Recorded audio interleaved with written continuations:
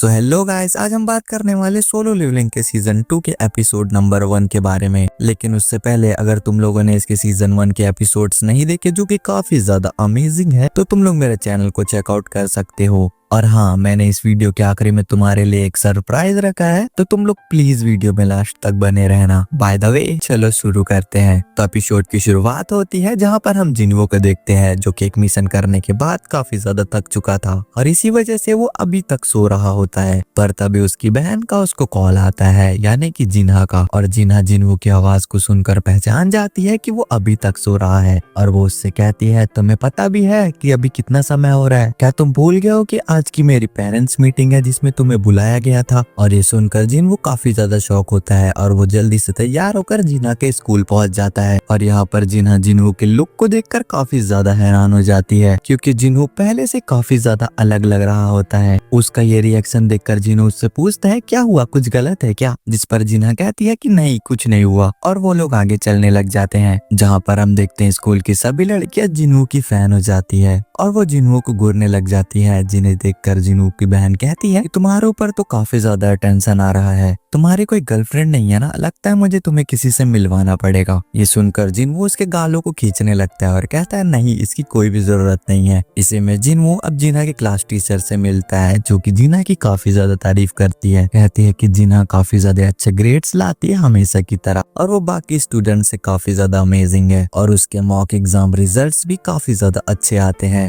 तो इसकी वजह से वो एक मेडिकल स्कूल पे जा सकती है और जिन्हा भी ऐसा ही चाहती है। तो इसी वजह से मैं चाहती हूँ कि उसके ऊपर और किसी काम का प्रेशर ना दिया जाए। और फिर जिन्हो भी इस बात से एग्री करता है। अभी टीचर कहती है कि मैं तुमसे एक और चीज के बारे में पूछना चाहती हूँ। और तभी टीचर पूछती है कि क्या जिन्हा अगर अवेकन हुई एक हंटर के तौर पर, तो क्या तुम आखिरकार उसे हंटर बनने दोगे? जिस पर जिन्हो थोड़ा सा सोचता है और फिर उन्हें मना कर देता है। टीचर कहती है, हाँ, मुझे ये लगा ही था। तभी जिन्हो पूछता है कि आपने ये सवाल पूछा ही क्यों? तभी टीचर जिन्हो से एक फेवर मांगती है और फिर तभी सीन शिफ्ट होता है। हमें दिखाया जाता है सॉन्ग को, जो कि एक बिल्डिंग से बाहर निकलती है और वो देखती है कि जिन्हो उसके सामने ही खड़ा होता है और वो जिन्हो को देखकर पहचान जाती है कि वो वही है जिसके साथ वो पहले रेड बैटल में जाया करती थी। और वो कंफ्यूज हो जाती है कि ये आखिर यहाँ पर कर क्या रहा है। तभी जिन्हो उसे अपनी और जिन्हा की फोटोज दिखाता है और उससे पूछता है कि क्या तुम उसकी बहन मतलब जिन्हा को पहचानती हो? और यहाँ पर सॉन्ग, जो कि जिन्हा की काफी अच्छी दोस्त है, वो भी जिन्हो को पहचान जाती है और वो जिन्हो से पूछती है कि क्या वो जिन्हा का बड़ा भाई है? जिस पर जिन्हो हाँ में जवाब देता है। और ये सुनकर सॉन्ग समझ जाती है कि जिन्हो आखिरकार यहाँ पर क्यों आया है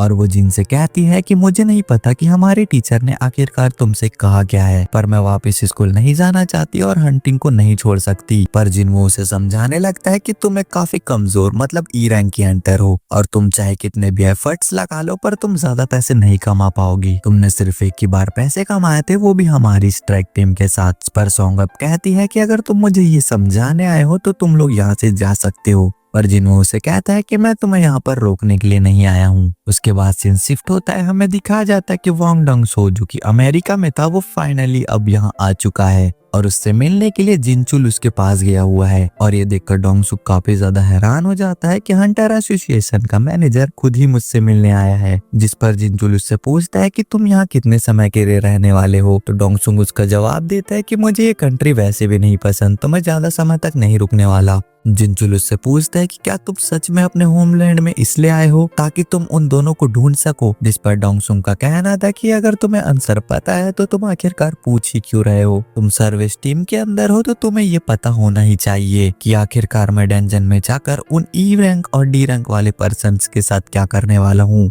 और मुझे पता है कि तुम इतने भी ज्यादा बेवकूफ नहीं हो कि तुम मुझे रोकने आए होगे। और ऐसा बोलने के बाद डोंगसुक अपने पावर का यूज करके जिनचुल को डराने लग जाता है। जिस पर जिनचुल कहता है कि मैं तो बस अपनी जॉब करना चाहता हूँ। ये सुनकर अब डोंगसुक भी वहां से चला जाता है। अगले सीन में हमें जॉय को दिखाया जाता है, जो कि अब प्रेसिडेंट गो से कहता है कि जो एंट मॉन्स्टर्स हैं उनके अब पंख भी आ चुके हैं। इसका मतलब ये है कि अब वो उड़ भी सकते हैं, लेकिन सिर्फ थोड़ी दूर के ही लिए, वो ज्यादा देर तक नहीं उड़ पाते। अभी के लिए तो हमें बस इतना ही पता चला है, क्या पता वो बाद में ज्यादा उड़ने लग जाएं। जिस पर गो कहते हैं कि ठीक है, अरेंजमेंट करो और इसके बारे में पता लगाओ। जिस पर जॉय भी उनकी बात से एग्री करता है अगले सीन में हमें जिनवू को दिखाया जाता है जो कि मैनेजर आहान और हुइंग से मिलता है, जो कि जिनवू से मिलकर कहते हैं कि हम काफी समय बाद मिल रहे हैं, मुझे लगा नहीं था कि तुम हमें कांटेक्ट करोगे। तभी वहां पर सॉन भी आ जाती है। उसे देखकर आहान कहता है कि मुझे याद आया, तुम तो उसी दिन आए थे ना उस रेड बैटल में। अब सॉन्ग भी कहती है हाँ। तब जिनवू उन लोगों से कहता है कि माफ करना पर मैं थोड़ा सा बोझ बढ़ा रहा हूँ और मैं चाहता हूँ कि मैं इस लड़की को थोड़ी सी ट्रेनिंग दूं। जिस पर वो लोग कहते हैं कि कोई बात नहीं, हमें पता है कि तुम आराम से ये सब हैंडल कर लोगे और तुम्हारी टाइमिंग वैसे भी काफी ज्यादा अच्छी है। आज सुबह सुबह ही ये सी रैंक का डंजन खुला है। उन लोगों को बातें करता हुआ देख एक बंदा वहां पर आ जाता है और कहता है कि आखिरकार तुम लोग कितनी बातें करोगे।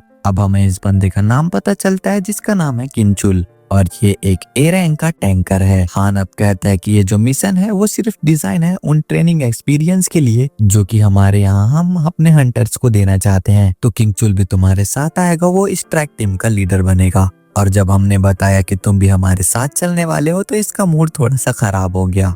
इधर किंगचुल भी कहता है कि हाँ, मुझे विश्वास नहीं हो रहा कि मुझे एक ई रैंक के हंटर्स के साथ रहना पड़ेगा और वो भी दो दो। जिसके बाद आहान कहता है कि आज की स्ट्राइक टीम के अंदर एक ए रैंक का हंटर है, 5 बी रैंक के हंटर हैं, 2 सी रैंक के हंटर हैं और 2 ई रैंक के हंटर हैं और अब इस टीम के अंदर टोटल हो चुके हैं 10 मेंबर। जिनवू अब अपने मन में कहता है मैं सॉन्ग को अपने साथ इसलिए लाया हूँ क्योंकि मैं उसे दिखा सकूं कि जो रेड बैटल्स होती हैं वो आखिरकार कितनी ज्यादा ब्रूटल हो सकती है। पर आज की हमारी टीम थोड़ी सी ज्यादा ताकतवर है। मुझे नहीं लगता कि मैं सॉन्ग को वो चीज दिखा पाऊंगा जो कि मैं दिखाना चाहता हूँ। तभी ह्यून जी उनके पास आता है और कहता है ये जो मिशन है वो सिर्फ नूब हंटर्स के लिए है, तो तुम कोशिश करना कि इस मिशन के अंदर तुम अपने एफर्ट्स कम लगाओ। और जिनवू भी इस बात के लिए मान जाता है और फिर वो सभी लोग गेट के अंदर चले जाते हैं। पर जैसे ही वो लोग गेट के अंदर जाते हैं जिनवू को कुछ काफी ज्यादा अजीब सा महसूस होता है। और इसके पहले कि जिनवू कुछ कर पाता हम लोग देखते हैं कि वो जो गेट होता है वो एक रेड गेट में बदल जाता है, जो कि देखकर जिनवू काफी ज्यादा हैरान हो जाता है और वो जल्दी से सॉन्ग को लेकर बाहर निकलने की कोशिश करता है पर वो बाहर ही नहीं निकल पा रहा होता है। और क्योंकि वो अपने रिफ्लेक्सेस की वजह से थोड़ा सा बाहर निकला हुआ होता है तो वो कहता है कि प्राइमरी स्ट्राइक टीम को जल्दी से कॉन्ट्रैक्ट करो। और ऐसा बोलने के बाद ही जिनवू अब अंदर चला जाता है और अगले सीन में इसी चीज के बारे में अब बेक को भी पता चलता है और ये सुनकर वो भी हैरान हो जाता है और वो कहता है कि मैं अभी के अभी वहां पर आता हूँ। इस सीन में हम लोग अब जिनवू और बाकी सभी लोगों को देखते हैं जो कि एक बर्फीले इलाके में पहुंच चुके होते हैं और यहाँ पर सभी लोग काफी ज्यादा कंफ्यूज हो जाते हैं कि आखिरकार गेट कहाँ पर गायब हो गया और आखिरकार हम लोग अब वापस कैसे जाएंगे। तब किंगचुल सभी लोगों को बताता है कि ये एक रेड गेट है और ये सुनकर सभी लोग हैरान हो जाते हैं। और तब सॉन्ग भी ये पूछती है कि ये रेड गेट आखिर होता क्या है। तब जिनवू उसे बताता है कि रेड गेट बाकी गेट से काफी ज्यादा अलग होता है। रेड गेट तुम्हें अलग ही डायमेंशन में लेकर चला जाता है और जब तक तुम बॉस को नहीं हरा देती या फिर डंजन अपने आप खत्म नहीं हो जाता तब तक तुम यहाँ से बाहर नहीं जा सकती हो और बाहर से भी हमारी कोई भी मदद नहीं करी जा सकती है। और यहाँ के मॉन्स्टर्स हैं वो भी काफी ज्यादा पावरफुल होते हैं। यहाँ सॉन्ग कुछ बोलने ही वाली होती है पर हम लोग देखते हैं कि सॉन्ग के ऊपर कोई हमला कर देता है और साथ में उसके साथ वाले एक बंदे के ऊपर भी। उस बंदे को तो हमला लग जाता है पर हम लोग देखते हैं सॉन्ग को जो हमला लगने वाला होता है उसको जिनवू ने रोक दिया होता है। और इन सभी चीजों को एक लड़की हंटर ने भी देख लिया होता है जो कि बी रैंक की है। और तभी हम लोगों को दिखाया जाता है कि उन पर जिन लोगों ने हमला किया होता है वो आई सेल्फ होते हैं जो कि काफी ज्यादा खतरनाक होते हैं और वो सभी आई सेल्फ पेड़ पर बैठकर हंस रहे होते हैं, जो देखकर जिनवू सोचता है कि ये जो एल्फ है वो सबसे कमजोर लोगों को पहले शिकार बना रहे हैं। तभी एक एल्फ जिनवू को चिढ़ाने लगता है जिसे देखकर जिनवू का गुस्सा 7वें आसमान पर चढ़ जाता है। जिसके बाद वो सभी लोग वहां से चले जाते हैं। तभी सॉन्ग अब जिनवू से कहती है कि ये सभी लोग कौन थे, जिस पर जिनवू बताता है कि ये सभी लोग आइस एल्फ थे और ये सभी लोग काफी ज्यादा क्रूअल होते हैं और इनकी इन्हीं क्रूएल्टी के कारण लोग इन्हें आइस स्लेयर भी बुलाते हैं। तभी किंगचुल सभी लोगों से कहता है कि तुम सभी को पता है कि रेड गेट की वजह से हमें बाहर से कोई भी सपोर्ट नहीं मिल सकता है, तो इसका मतलब है हम लोगों को अकेले ही लड़ना होगा। और सिचुएशन को देखकर मैं तुम लोगों को ये सलाह देना चाहूंगा कि तुम लोग हाईएस्ट रैंक वाले बंदों की बात मानो। अगर तुम्हें सरवाइव करना है तो यानी कि तुम सभी लोग मुझे ओबे करो, लेकिन मैं तुम सभी लोगों को एक साथ नहीं संभाल पाऊंगा, इसलिए हम लोग 2 ग्रुप में डिवाइडेड हो जाएंगे जिससे हमारे सर्वाइवल के चांस और ज्यादा बढ़ जाएंगे। क्योंकि हम लोग ऐसे ही खड़े होकर डिबेट करते रहेंगे तो हम लोग यहीं पर जमकर मारे जाएंगे। और जो भी पर्सन मुझे फॉलो करेगा मैं उससे वादा करता हूँ कि मैं उसे जिंदा बाहर निकालूंगा। और उसकी ये बात सुनकर अच्छे रैंक वाले हंटर्स उसे ज्वाइन करने के लिए तैयार हो जाते हैं। पर तभी एक लो रैंक वाला हंटर जो होता है वो भी कहता है कि मुझे भी ज्वाइन करना है। पर तभी किंग चुल उसे धक्का मारकर नीचे गिरा देता है और उससे कहता है कि तुम ज्वाइन नहीं कर सकते। और ऐसा कहने के बाद वो बाकी लो रैंक वाले हंटर्स को भी मना कर देता है कि तुम सभी लोग ज्वाइन नहीं कर सकते। और वो अब सभी लोगों को ये बताता है कि हम लोग यहाँ पर जितने दिन भी सरवाइव करेंगे इसका मतलब है कि बाहर की दुनिया में 1 घंटा बीतेगा, यानी कि हम लोग इस जगह पर महीनों के लिए फंसे रह सकते हैं। तो इसलिए मैं तुम सभी कमजोर लोगों को नहीं संभाल सकता हूँ, पर तुम लोगों को डिप्रेस होने की जरूरत नहीं है। तुम लोग बस तब तक वेट करो जब तक हम लोग बॉस को नहीं हरा लेते हैं, उसके बाद हम सभी लोग एक साथ घर जा पाएंगे। बस तब तक तुम लोग जिंदा रहना। तभी अब अचानक से वही लड़की अब आके किम चुल से कहती है कि मैं इन कमजोर लोगों के ग्रुप को ज्वाइन करना चाहती हूँ। तो फिर किम चुल भी कहता है ठीक है। और ऐसा बोलने के बाद वो अपने मन में सोचता है कि क्या इस हंटर को इन सभी लोगों पर दया आ रही है, ये कितनी ज्यादा बेवकूफ है। पर तभी वो लड़की जिन्हों के पास आकर कहती है किम चुल ने वो एरो नोटिस तक नहीं किया था पर तुमने कर लिया, तो इसका मतलब है कि तुम ई रैंकर नहीं हो, या फिर ऐसा भी हो सकता है कि तुम्हारी रैंक उससे भी ज्यादा हाई हो। पर इस बात पर जिन्हो उसे कोई भी रिप्लाई नहीं देता है। इसके बाद अब किम चुल उन लोगों से कहता है कि हम लोग क्लियरिंग वाले रास्ते पर जाएंगे। तो जिन्हो भी कहता है ठीक है, तो हम लोग जंगल के रास्ते पर जाएंगे। और ये सुनकर किम चुल अपने लोगों को लेकर वहां से चला जाता है। अगले सीन में किम चुल अपने साथियों के साथ आगे बढ़ रहा होता है, पर तभी वो लोग पेड़ पर कुछ निशानों को देखते हैं जो कि भालू के पंजों के निशान होते हैं। किम अब कहता है कि हम लोग बेसिकली उन ई रैंक के ग्रुप वालों को मरने के लिए छोड़ रहे हैं, वो लोग अब बचने भी नहीं वाले हैं। तभी किम सोचता है कि उस ग्रुप में सी रैंक और बी रैंक वाले हंटर है, पर मुझे अभी भी ऐसा क्यों लग रहा है कि वो जो ई रैंक का बंदा है वो उस टीम को लीड कर रहा है। पर तभी अचानक से उन लोगों के सामने काफी सारे आइस बियर्स आ जाते हैं और वो लोग भी उनसे लड़ने के लिए तैयार हो जाते हैं। पर तभी एक भालू किमचुल पर हमला कर देता है, पर किमचुल अपने शील्ड को सामने कर देता है और उस शील्ड से टकराकर उस भालू के पंजे काफी बुरी तरह टूट जाते हैं। जिसके बाद किमचुल उस भालू पर हमला करके उसे मार देता है और बाकी के भालुओं से भी लड़ने लग जाता है। अगले सीन में हमें उसी लड़की को दिखाया जाता है जो कि उन लोगों को रोकती है और कहती है ये तो ऑब्वियस सी बात है, इन पेड़ों पर इतने सारे पंजों के निशान है, इसका मतलब ये जंगल पूरा आइस बेयर से भरा हुआ है, तो इसका मतलब ये है कि हम लोगों को यहाँ से भाग जाना चाहिए। पर जिन्वू कहता है कि हम लोग इसीलिए तो यहाँ पर आए हैं क्योंकि ये भालुओं की टेरिटरी है, तो हम लोगों को यहाँ पर उन एल्फ की चिंता करने की कोई भी जरूरत नहीं है क्योंकि वो जो एल्फ है वो काफी ज्यादा इंटेलिजेंट लोग हैं और हम लोग एटलीस्ट भालुओं को तो हरा ही सकते हैं। ये सुनकर वो लड़की कहती है ये तो मैंने सोचा ही नहीं था। जिन्वू अब कहता है कि यहाँ पर काफी ज्यादा ठंड हो रही है और ऐसा कहते ही वो अपने इन्वेंट्री से गर्म कोट निकाल देता है, जो देखकर सभी लोग हैरान हो जाते हैं कि आखिरकार जिन्वू ने ये कैसे कर दिया। जिनके बाद वो सभी लोग कोट्स को पहन लेते हैं और सैंग जुनवो से कहने लगती है आखिरकार तुम कौन हो। तो जिन्वो उसके सर पर हाथ फेरने लगता है और कहता है मैं ही तुम्हें यहाँ पर लेके आया था, तो तुम्हें सेफ रखना और तुम्हें घर पहुँचाना मेरी रिस्पॉन्सिबिलिटी है,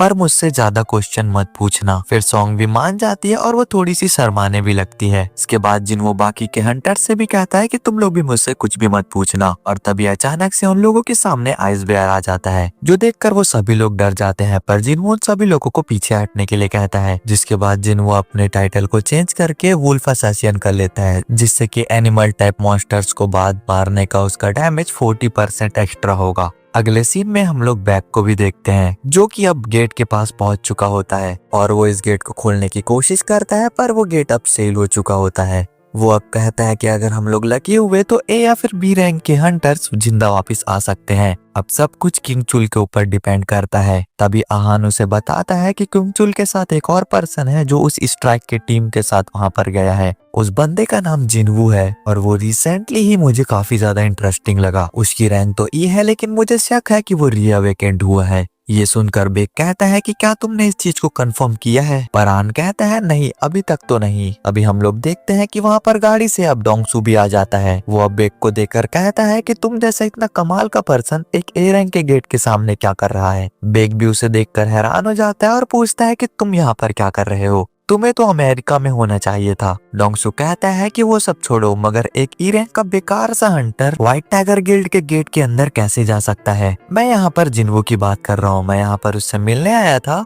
पर अब वो तो रेड गेट के अंदर फंस चुका है। मैं ये सोच रहा था कि कम से कम मैं उसे देख पाऊंगा, मगर अब तो वो गेट के अंदर ही मारा जाएगा। ये सुनकर बेक अपने मन में कहता है कि जिनवू तुम काफी ज्यादा लकी हो, डोंगसू जैसा पावरफुल पर्सन भी रेड गेट के दूसरे साइड कुछ भी नहीं कर सकता है। पर अब क्वेश्चन ये उठता है कि तुम रेड गेट से बाहर निकल पाओगे भी या नहीं। इसके बाद हमें डेंजन का सीन दिखाया जाता है जहाँ पर जिनवू ने काफी ज्यादा आसानी से सभी बियर्स को हरा दिया है। इसी की वजह से उसे वहाँ का जो एक्सपीरियंस है वो भी काफी ज्यादा मिल रहा होता है, क्योंकि ये जो रेड गेट वाले जितने भी मॉन्स्टर है वो काफी ज्यादा पावरफुल है। और ये देखकर वो सभी लोग काफी ज्यादा हैरान हो जाते हैं और पूछते हैं आखिर तुम हो कौन। पर जिनवू अब भी कोई भी रिप्लाई नहीं देता है। अगले सीन में वो लोग अब बियर के मीट को खा रहे होते हैं और वो लोग अब इसी चीज पर बात कर रहे होते हैं कि किस तरीके से जिनवू ने सभी भालुओं को अकेले ही हरा दिया। सॉन्ग कहती है कि जिनवू अभी भी लड़ने गया हुआ है, वो कितना ज्यादा अजीब है। अगले सीन में अब जिनवू भालू के काफी बड़ी केव के सामने ही खड़ा हो जाता है, जहां वो देखता है कि सामने में जितने भी भालू हैं वो काफी ज्यादा हैं।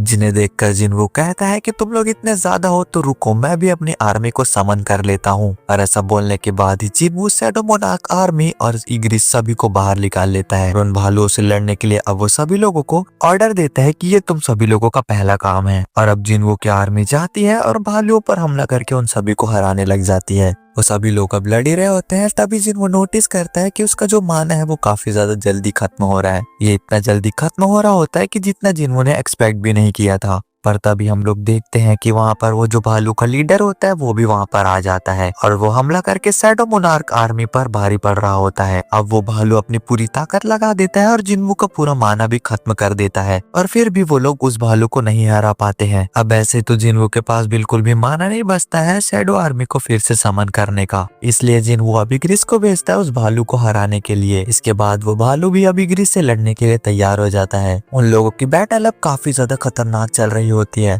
इग्रिस अब उस भालू के अटैक को डॉज करके उस भालू को काफी ज्यादा अच्छा डैमेज कर देता है। इसी तरीके से इग्रिस अब काफी अच्छे तरीके से इधर उधर मूवमेंट करके उस भालू को डैमेज करने लगता है, जो देखकर तो जिनवू भी इग्रिस से इम्प्रेस हो जाता है। पर तभी वो भालू अपनी और भी खतरनाक पावर को यूज करने वाला होता है, पर वो भालू इससे पहले कि ऐसा कर पाता, इग्रिस अपनी तलवार से उस भालू के गर्दन को काटकर अलग कर देता है, जिसके बाद अब वो भालू का सर उड़कर सीधा आकर जिनवू के कदमों के पास गिरता है। और ये देखकर तो लिटरली जिनवू भी डर जाता है और अपने मन में सोचता है कि अगर इग्रिस के साथ जो मेरी फाइट हुई थी, अगर उसमें इग्रिस अपने तलवार को पूरे टाइम अपने साथ लेकर लड़ता तो इग्रिस मुझे मार भी सकता था, और मैं इग्रिस से अभी काफी ज्यादा कमजोर हूँ। इसके बाद इग्रिस अब जिनवू के सामने आकर ग्रीट करते हुए बैठ जाता है और जिनवू भी उसके कंधे पर हाथ रखता है और उसे शाबाशी देते हुए कहता है कि तुमने काफी अच्छा काम किया। फिर सीन शिफ्ट होता है, हम किमचुल को देखते हैं जिसकी हालत अब काफी ज्यादा खराब हो चुकी होती है। साथ में उसके जितने भी टीममेट्स होते हैं वो सभी मारे जा चुके होते हैं। यहाँ पर एक बंदा बचा हुआ होता है और यहाँ पर वो किमचुल से हेल्प मांगता है,